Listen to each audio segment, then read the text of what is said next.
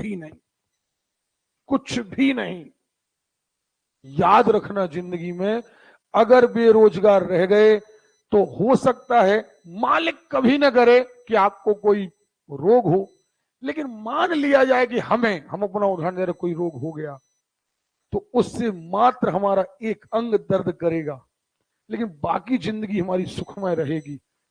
अगर हम बेरोजगार हैं तो हमारी सारी जिंदगी दर्दनाक है, सारी जिंदगी दर्दनाक है। याद रखना, बेरोजगारी में जो सबसे खतरनाक काम होता है, वो सबसे लॉस मालूम किस चीज का होता है? सबसे ज्यादा लॉस होता है आपके मान का, आपकी वैल्यू का, आपके सम्मान का। और दुनिया में सबसे महंगी चीज क्या है? यही, आपका मान। आपका मान ये सबसे महंगी चीज है।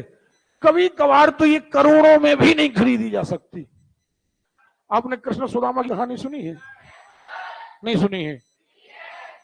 आपने खूब कथा पंडालों में आप गए होंगे, आपने सुना होगा कि सुदामा बहुत गरीब थे, जबकि सोचो सुदामा किसके मित्र थे? त्रिलोकपति भगवान, जिसकी लक्ष्मी पत्नी है, एक प्रकार से कहें तो दासी है, कि अगर हुक्म भर दे दें कुबेर को कि जाओ सुदामा के यहां इतना पैसा दे के आओ, तो कभी कम पड़ने वाला नहीं है। सुदामा त्रिलोकपति भगवान का मित्र है, दरिद्र है, लेकिन मांग नहीं रहा है। उसे क्या शर्म आ रही है? जब भगवान ने उससे पूछा कि तुमने कभी मांगा क्यों नहीं, बोले यार शर्म की बात यह थी कि हम त्रिलोकपति भगवान के मित्र हैं और फिर भी मांगे। शर्म की बात है तुम्हारा मित्र होकर कोई मांगे, धिक्कार है उस मित्र पर। एक बात। फिर कृष्ण से पूछा देवताओं ने कि एक बात बताओ, तुम्हारे पास सुदामा आया, तुम्हारे पास सुदामा आया, आया और चला गया, तुमने कुछ नहीं दिया उसे। बोले नहीं, तुम में बुद्धि नहीं है, तुम नहीं जान पाए मैंने उसे क्या दिया। मैंने उसे दुनिया की सबसे महंगी वस्तु दी, मान। देखिए आप क्या दिया?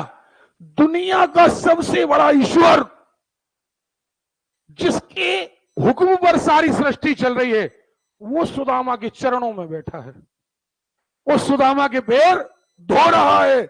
इससे बड़ा मान क्या हो सकता है? कि हम और आप किसको पूज रहे?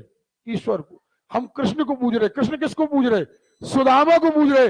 दुनिया में ये किसी को नहीं मिल सकता, और हमने उसे वो दे दिया कि जब तक सृष्टि जिंदा रहेगी तब तब यदि जनता कृष्ण को याद रहेगी तो कृष्ण के ऊपर सुदामा को याद रहेगी।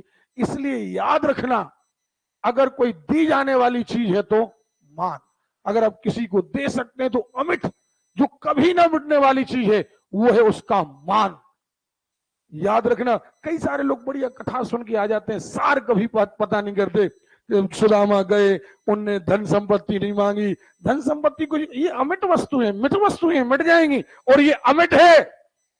सोचिए उस समय कृष्ण ने कई टन सोना दे दिया होता, कई टन हीरे जवाहरात दे दिए होते, क्या आज सुदामा की चर्चा हम और आप कर रहे होते?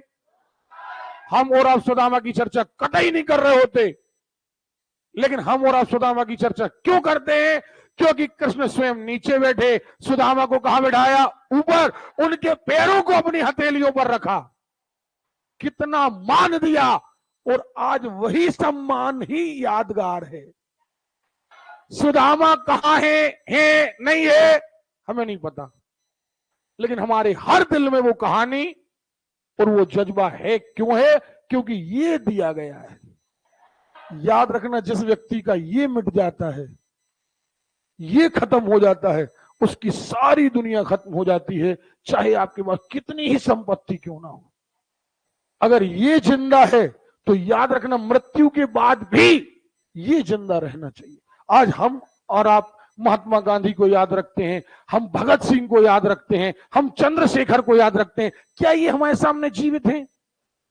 ये जीवित नहीं है, लेकिन इनका वैल्यू हमारे दिलों में जिंदा। राहुल, तुम भी शर्मा क्लासेस ज्वाइन करो और अपने पिता का सपना पूरा करो।